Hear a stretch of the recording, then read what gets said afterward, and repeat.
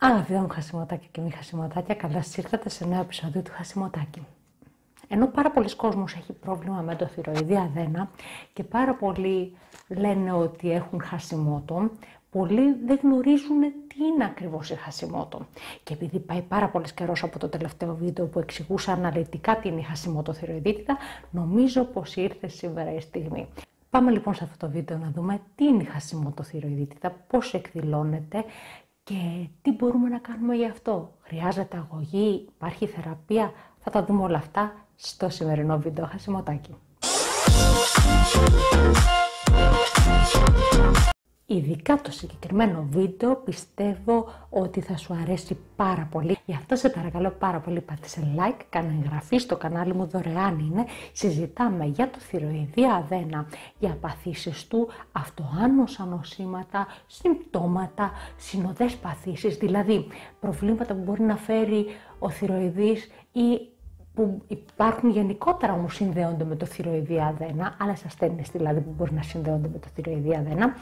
Και αν πιστεύεις ότι ενδιαφέρει κάποιον, κοινοποίησέ το. Κάτω υπάρχει ένα σημαδάκι έτσι κάτω από το βίντεο, το οποίο λέει κοινοποίηση και μπορείς να το στείλεις σε ομάδες, σε κάποια γνωστή, σε κάποιον φίλο, σε συγγενείς, σε συντρόφους για να δουν το συγκεκριμένο βίντεο και επίσης να κάνουν και αυτή η εγγραφή για να γίνουμε πάρα πολλοί που θα ενημερωνόμαστε σωστά από έρευνες για όλα αυτά που είπαμε πριν. Πάμε λοιπόν στο βίντεό μας. Η Χασιμότο πήρε το όνομά της από τον μελετητή και ερευνητή ενδοκρινολόγο, έναν Ιάπωνα κύριο, ο οποίος λεγόταν Χασιμότο. Όπως λέει η λέξη, θηροειδίτιδα είναι μία φλεγμονή. Από τι γίνεται αυτή η φλεγμονή? Ουσιαστικά η Χασιμότο θηροειδίτιδα είναι ένα αυτοάνωσο νόσημα. Το αυτοάνωσο νόσημα είναι όταν ο οργανισμός μας λανθασμένα φτιάχνει αντισώματα και καταπολεμάει τον ίδιο του τον εαυτό. Τα αντισώματα συνήθως τα φτιάχνει ο οργανισμός μας για να καταπολεμήσει εχθρικούς εισβολείς, ιώσεις, βακτήρια, λοιμώξεις κτλ. Στην προκειμένη περίπτωση λοιπόν της Χασιμότο θηροειδίτιδας, για κάποιον λόγο λανθασμένα, ο οργανισμός ξαφνικά θεωρεί ότι ο ιστός του θηροειδή, ο οποίος θηροειδής αδένας βρίσκεται εδώ. Στην προκειμένη περίπτωση λοιπόν της Χασιμότο, θεωρεί ο οργανισμός λανθασμένα ότι αυτός ο ιστός εδώ, ότι αυτός ο αδένας εδώ είναι εχθρός και γι' αυτό τον καταπολεμά φτιάχνοντας αντισώματα κατά αυτού του αδένα. Αυτό κατά επέκταση δημιουργεί μια μόνιμη φλεγμονή. Γι' αυτό και ο όρος θηροειδίτιδα. Είναι μια μόνιμη φλεγμονή. Έχουμε λοιπόν ένα αυτοάνωσο νόσημα, το οποίο ο ίδιος ο οργανισμός καταπολεμάει το συγκεκριμένο ιστό και κατ' επέκταση μια μόνιμη φλεγμονή. Συχνά η θηροειδίτιδα Χασιμότο ξεσπά έντονα και φαίνεται με τα πρώτα συμπτώματα που είναι του υπερθηροειδισμού, μιας υπερδραστηριότητας του θηροειδούς αδένα. Κατ' επέκταση όμως είναι μια ασθένεια η οποία προχωράει και προχωράει με υποτροπές. Οι υποτροπές αυτές εκδηλώνονται καθότι κάποιες φορές τα αντισώματα κατατρώνε ένα μεγαλύτερο κομμάτι του ιστού του θηροειδούς και έτσι απελευθερώνονται μέσα στον οργανισμό ορμόνες οι οποίες ήταν αποθηκευμένες μέσα στον ιστό του θηροειδούς. Αιματολογικά αυτό θα φανεί σαν ένας υπερθηροειδισμός. Όμως δεν είναι πραγματικός υπερθηροειδισμός. Ουσιαστικά είναι αυτές οι ορμόνες που απελευθερώθηκαν μέσα στο αίμα και φαίνονται σε μεγάλη ποσότητα μέσα στο αίμα. Όταν καταλαγιάσει όλο αυτό, επέρχεται ο υποθηροειδισμός. Γιατί? Επειδή καταστράφηκε ένα μεγάλο κομμάτι του ιστού. Αναλόγως, μεγάλο, μικρό, οτιδήποτε, καταστράφηκε ένα κομμάτι του ιστού. Ο θηροειδής δέχεται πλήγμα. Αρχίζει και δουλεύει όλο και πιο αργά. Δεν μπορεί να παράγει τις ίδιες ορμόνες που παρήγαγε πριν. Παράγει πολύ βασικές ορμόνες. Κύριες και για τη λειτουργία του οργανισμού βασικές είναι η TAF4 και η TAF3. Παράγει και άλλες ορμόνες, αλλά κατά βάση θα ασχοληθούμε σήμερα είναι η TAF4 και η TAF3. Η TAF4 την χρησιμοποιεί για να τη μετατρέψει σε TAF3. Μάλιστα έχει και τις δικές του αποθήκες, όπου όταν τις έχει αυτές τις ορμόνες, τις αποθηκεύει κιόλας. Γι' αυτό και όταν απελευθερώνεται μεγάλη ποσότητα είναι από τις αποθήκες του. Τι γίνεται λοιπόν καθότι προχωράει η ασθένεια? Ο θηροειδής, εφόσον έχει πληγεί από αυτή την ασθένεια και εφόσον καταπολεμάται συνεχώς από τα αντισώματα, δυσκολεύεται να λειτουργήσει και να παράγει αυτές τις ορμόνες. Επέρχεται λοιπόν ένας υποθηροειδισμός. Όσο κοινό και αν θεωρείται ένα νόσημα του θηροειδή, και όντως έχει γίνει πλέον μια πολύ κοινά αποδεκτή μάστιγα, όλοι έχουν κάποιο πρόβλημα στο θηροειδή, έχουν έστω ένα γνωστό ή κάποιον συγγενή που έχει πρόβλημα στο θηροειδή και πλέον θεωρείται κάτι το φυσιολογικό. Ο θηροειδής παρόλα αυτά είναι ένας αδένας που δεν πρέπει να υποτιμάται καθόλου, γιατί παίζει πολύ σημαντικό ρόλο σε πολύ βασικές εργασίες μέσα στον οργανισμό. Μάλιστα, οι ορμόνες που εκρίνει επιδρούν στην καρδιά, στο κυκλοφορικό σύστημα, στην ανάπτυξη του σώματος, στον μεταβολισμό της ενέργειάς μας, στην πίεσή μας, στο σφιγμό μας, στον μεταβολισμό του λίπους, του ζαχάρου, του νερού, στη θερμοκρασία του σώματός μας.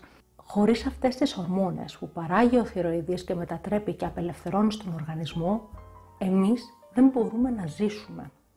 Αν λοιπόν υπολειτουργεί πάρα πολύ και δεν παράγει τις ανάλογες ορμόνες, αυτό έχει επίπτωση όχι μόνο στην ποιότητα της ζωής μας, αλλά και στην ίδια μας τη ζωή. Σε περίπτωση υποθυροειδισμού θα εκδηλωθεί με τα κοινά συμπτώματα και συχνά τότε καταλαβαίνετε πολύ έντονα η χασιμότοθυροειδίτιδα. Συχνά όταν ξεσπάει στον υπερθυροειδισμό ακόμα δεν έχουμε καταλάβει έτσι πολύ τι γίνεται ακριβώς. Όμως στον υποθυροειδισμό κάποια στιγμή τα συμπτώματα γίνονται τόσο ανυπόφορα που το καταλαβαίνουμε και δεν υπάρχει πια καμία έτσι δικαιολογία από το να πάμε στον γιατρό και να δούμε τι ακριβώς γίνεται. Τα συμπτώματα του υποθυροειδισμού είναι πάρα πολύ έντονα και δυσβάσταχτα.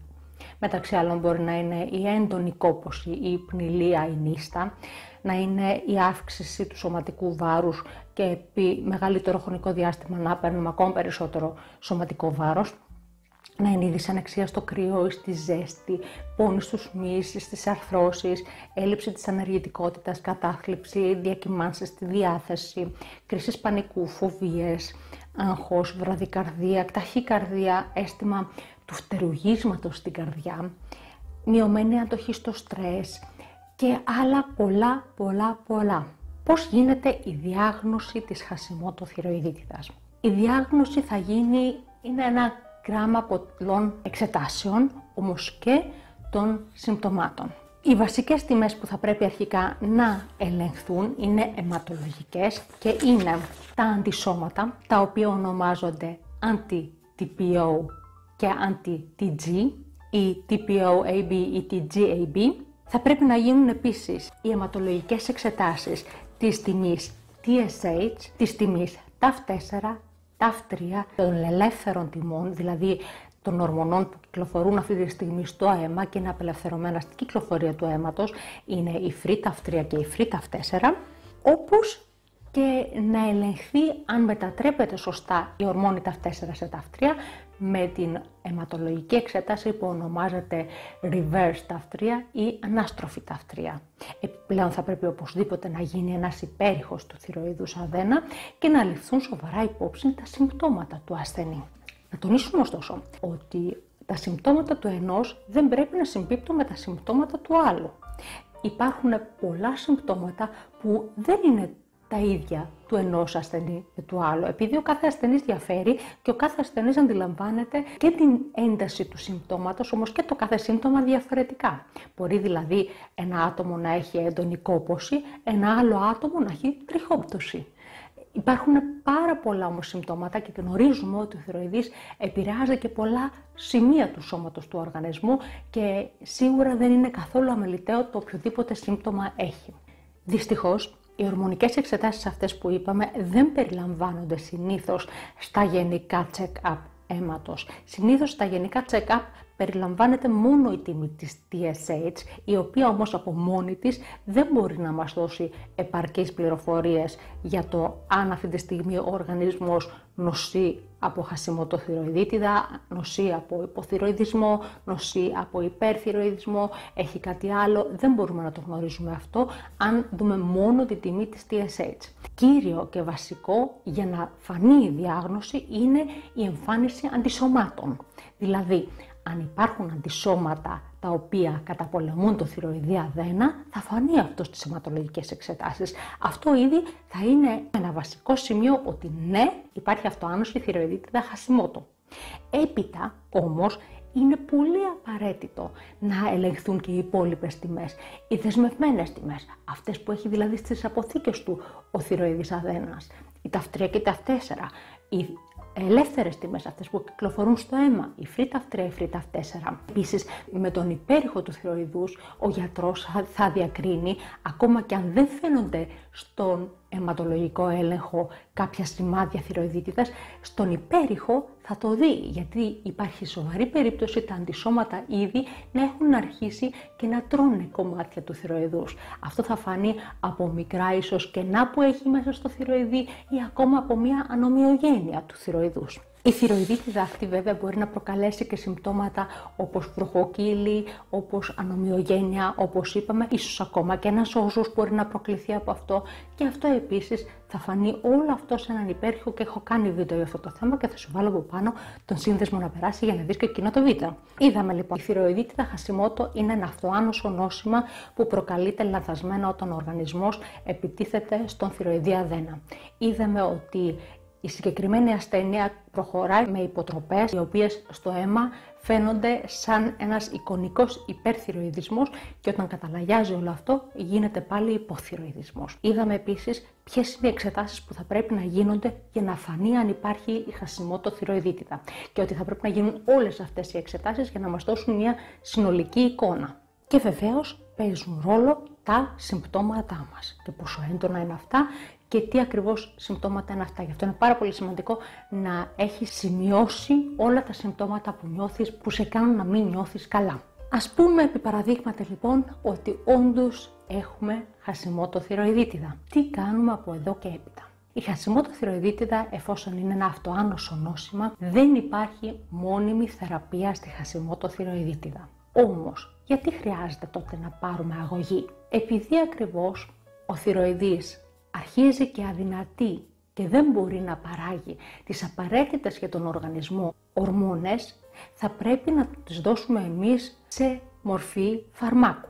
Γιατί έτσι θα βοηθήσουμε τον οργανισμό να διαπεραιώσει τις απαραίτητες λειτουργίες. Αυτή η ορμόνη που συνήθως ξεκινάμε με αυτή την ορμόνη, TAF4, θυροξίνη, λεποθυροξίνη, όπως τη γνωρίζεις. Αυτή λοιπόν η ορμόνη χρειάζεται στον οργανισμό. Την λαμβάνει ο θυροειδής, την παίρνει γρήγορα και τη φτιάχνει TAF3. Και την απελευθερώνει επίσης, γιατί χρειάζεται να στείλει πολύτιμα μηνύματα και να κάνει πολύτιμες εργασίες μέσα στον οργανισμό. Άρα, αν κριθεί απαραίτητο να λάβεις την ορμόνη αυτή, μη φοβάσαι. Δεν είναι κάτι βλαβερό. Είναι κάτι που ο οργανισμός σου δεν μπορεί πια να παράγει. Άρα είναι απολύτως απαραίτητο να του δώσεις αυτό που χρειάζεται.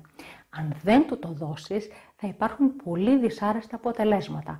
Πέραν του ότι θα έχεις πάρα πολλά συμπτώματα τα οποία δεν θα μπορείς διαφορετικά να αντιμετωπίσεις, θα υπάρξουν ίσως και πολύ πιο δυσάρεστα και θα φτάσεις στον οργανισμό σου σε πολύ δυσάρεστα άκρα. Γιατί πολύ απλά, χωρίς αυτή την ορμόνη, δεν μπορεί να ζήσει ο οργανισμός. Η θεραπεία λοιπόν έγκυται στο να δοθεί η κατάλληλη ποσότητα θυροειδικής ορμόνης που χρειάζεται ο οργανισμός. Όσο ήταν υγιής ο θυροειδής αδένα σου, αυτό γινόταν κατευθείαν. Απευθείας με συνονόηση με τον εγκέφαλο, ο θυροειδής παρήγαγε για την εκάστοτε μέρα την ποσότητα ορμονών που χρειαζόταν το σώμα για να διαπεραιώσει τις ανάλογες ανάγκες του σώματος για εκείνη την ημέρα. Τώρα όμως που δεν μπορεί να τις παράγει, να παράγει αυτές τις ορμόνες ο θυροειδής και υπάρχει πρόβλημα στην επικοινωνία με τον εγκέφαλο, επειδή απλά ο θυροειδής δεν ανταπεξέρχεται άλλο σε αυτό που του λέει ο εγκέφαλος να κάνει, θα πρέπει να βρούμε εμείς ποια είναι η δόση που τελικά κατά μέσο όρο χρειάζεται ο οργανισμός μας. Αυτό πώς θα γίνει? Θα γίνει με πολύ καλή συνεννόηση με τον γιατρό. Θα γίνει με τη λήψη όλων των αιματολογικών εξετάσεων που αναφέραμε πιο πριν και θα γίνει με την ανάλογη προσαρμογή της δοσολογίας του χαπιού. Αυτό πώς θα γίνει? Κάνουμε λοιπόν τις αιματολογικές εξετάσεις. Φαίνεται ναι χασιμότο-θηροειδίτιδα. Η TSH, η τιμή της TSH θα φανεί αυξημένη σε έναν υποθυροειδισμό που θα μας δείξει ότι ο θυροειδής δεν μπορεί να ανταπεξέλθει σε όλες αυτές τις εργασίες. Θα δούμε επίσης τις τιμές TAF3, TAF4 και τις ελεύθερες τιμές FreeTAF3 και FreeTAF4 να είναι σχετικά χαμηλές, που σημαίνει ότι υπάρχει έλλειψη σε αυτές στον οργανισμό. Άρα χρειάζεται να δοθεί μια δοσολογία του χαπιού TAF4 ώστε να την πάρει ο θυροειδής αυτήν και να τη μετατρέψει σε TAF3. Μέσα σε 4 με 6 εβδομάδες ο θυροειδής και ο οργανισμός θα μας δείξουν αν είναι αρκετή αυτή η ποσότητα κατά μέσο όρο για να διαπεραιώσει ο οργανισμός τις απαραίτητες λειτουργίες του. Αν όμως παρόλα αυτά η τιμή της TSH μένει ψηλή, οι ελεύθερες τιμές FreeTAF4 και FreeTAF3 παραμένουν χαμηλές και εσύ έχεις ακόμα έντονα συμπτώματα, θα προσαρμοστεί ακόμα λίγο η δοσολογία του χαπιού. Ίσως συνήθως να ανεβάσετε μαζί με τον γιατρό σου τη δοσολογία του χαπιού. Πάλι θα χρειαστούν 4 με 6 εβδομάδες μέχρι να συνηθίσει ο οργανισμός τη δοσολογία αυτή. Εκεί πάλι θα χρειαστεί να γίνουν επαναληπτικές αιματολογικές εξετάσεις. Αν τώρα πάλι δεν νιώθεις καλά, θα πρέπει πάλι να αυξηθεί ανάλογος. Αν όμως νιώθεις πολύ καλύτερα και έχουν μειωθεί κατά πολύ τα συμπτώματά σου, θα σημειώσετε σε ποιο περίπου δοσολογία είσαστε και σε ποια τιμή περίπου πρέπει να βρίσκονται οι τιμές σου για να νιώθεις καλά. Τώρα λέμε στο περίπου, επειδή οι ανάγκες της κάθε ημέρας είναι διαφορετικές. Εμείς δίνουμε μεν μια ποσότητα θυροξίνης TAF4 χαπιού στον οργανισμό και αυτός θα μάθει να ζει με αυτό και να βγάζει έτσι την κάθε μέρα με αυτό. Αν ήταν υγιής ο οργανισμός, ο ίδιος του θα ρύθμιζε πόσο χρειάζεται την κάθε μέρα. Γι' αυτό και κάποια συμπτώματα θα συνεχίσουν να υπάρχουν σε πιο λίγη ένταση, κάποια συμπτώματα ίσως να εξαφανιστούν εντελώς, όμως μην ξεχνάς ότι παραμένει ένα αυτοάνωσο νόσημα. Δεν θα φύγουν εντελώς τα αντισώματα, τα οποία καταπολεμούν το θυροειδή αδένα. Αυτό που κάνει ουσιαστικά η θεραπεία, η αγωγή, είναι να δώσει ίσα ίσα το υλικό για να διαπεραιώσει ίσα ίσα ο οργανισμός την σημερινή του ανάγκη. Δηλαδή το πρωί ή το βράδυ, όποτε θα πάρεις το χαπάκι σου για το θυροειδή. Έχω κάνει βίντεο για το αν μπορείς να το πάρεις και βράδυ το χάπι για το θυροειδή και θα σου βάλω από πάνω να περάσει το σύνδεσμο. Αν λοιπόν πάρεις το χάπι σου για το θυροειδή, εκείνη την ημέρα ο θυροειδής θα το χρησιμοποιήσει και ο οργανισμός θα το χρησιμοποιήσει όπως χρειάζεται. Την επόμενη μέρα όμως μπορεί να έχει περισσότερες ανάγκες, άρα μπορεί να έχεις εσύ περισσότερη κόπωση, περισσότερα έτσι έντονα συμπτώματα. Και δεν σταματάνε βέβαια τα συμπτώματα από το αυτοάνωσο νόσημα. Και επίσης μπορεί να μην σταματήσει και η φλεγμονή για ένα πολύ μεγάλο χρονικό διάστημα, να υπάρχει εκεί μια φλεγμονή και μια αναπομπούλα. Και όπως επίσης θα υπάρχει στην κάθε υποτροπή. Να σε έκανε στην καρδιά περιβόλη, θα μου πεις. Και δεν έχεις άδικο. Δεν είναι κάτι ευχάριστο η χασιμότο-θυροειδίτιδα και δεν είναι κάτι εύκολο. Και όταν σου πούνε την επόμενη φορά ότι έλα μωρά και εγώ έχω, δεν είναι τίποτα. Όχι, είναι. Σε κάποιους είναι πιο έντονα, σε κάποιους είναι λιγότερο. Σε κάποιους μπορεί να μην έχουν ακόμα συμπτώματα, επειδή πολύ απλά δεν έχει ξεσπάσει τόσο έντονα. Δεν έχουν αναπτυχθεί ακόμα τόσο έντονα τα αντισώματα. Ίσως να μην έχει φαγωθεί ακόμα μεγάλη ποσότητα του θυροειδούς. Γι' αυτό καταλαβαίνεις λοιπόν ότι τα συμπτώματα από τον ένα στον άλλον μπορεί να διαφέρουν πάρα πολύ. Τι θα βοηθήσει όμως την καθημερινότητα, πώς θα ζήσεις με αυτή την ασθένεια καθημερινά. Κύριο και βασικότερο είναι η καλή συνεργασία με τον ενδοκρινολόγο. Μόλις κάτι δεν νιώθεις καλά, κατευθείαν τρέχεις για αιματολογικές εξετάσεις. Και οι αιματολογικές εξετάσεις θα πρέπει να γίνονται όλες, όχι μόνο η τιμή της TSH. Γιατί παίζουν όλα ρόλο. Κυρίως όμως παίζουν ρόλο οι τιμές που είναι μέσα ελεύθερες στο αίμα. Και αυτές θα πρέπει να ελέγχουμε πολύ τακτικά. Και αναλόγως να προσαρμόζεται η δοσολογία του χαπιού. Άρα λοιπόν χρειάζεσαι έναν ενδοκρινολόγο με τον οποίο θα ταιριάξεις τέλεια και θα κάνετε πολύ τακτικά ελέγχους. Από τη στιγμή που θα βρεις τη σωστή δοσολογία, μπορείς να κάνεις μια επαναληπτική αιματολογική εξέταση στους 3 μήνες, στους 4 μήνες, στους 6 μήνες το πολύ αργότερο. Αλλά όσο είσαι σε φάση ρύθμισης θα πρέπει να γίνονται σε 4 με 6 εβδομάδες, δηλαδή σε 2 μήνες το αργότερο. Σημαντικό, επειδή ακριβώς ο οργανισμός παλεύει με αυτή τη χρόνια ασθένεια και δυσκολεύεται πάρα πολύ. Έχει μεγαλύτερες ανάγκες σε βιταμίνες, ιχνοστοιχεία, μέταλλα που του λείπουν. Θα πρέπει λοιπόν και σε συνεργασία με τον γιατρό σου να δείτε τι ακριβώς λείπει στον οργανισμό και να το αναπληρώνεις αυτό τακτικά με καλά και ποιοτικά σκευάσματα, τα οποία θα βοηθήσουν και αυτά και θα ξεκουράσουν τον οργανισμό. Γιατί πολύ συχνά η έλλειψη κάποιων από αυτών των στοιχείων μπορεί να φέρει συμπτώματα όμοια με τη θηροειδίτιδα Hashimoto. Ήμουν αρκετά κατανοητή. Ήταν αρκετά ευκολονόητο το βίντεο αυτό. Τι άλλο θα ήθελες να συζητήσουμε σε σχέση με αυτό? Αν σου άρεσε το βίντεο, πάτησε like, κάνε εγγραφή στο κανάλι μου και κοινοποίησε τα βίντεο μου για να τα βλέπει πάρα πολλοί κόσμος και να ενημερωνόμαστε σωστά για το θηροειδή αδένα. Θα χαρώ πάρα πολύ να μου σχολιάσεις από κάτω, να μου πεις τη γνώμη σου. Τα λέμε εδώ κάθε εβδομάδα στο Χασιμοτάκι. Γεια! Τι λέγαμε? Πώς εκδηλώνεται για... Κρεμάνε. Γι' αυτό σε παρακαλώ πάρα πολύ.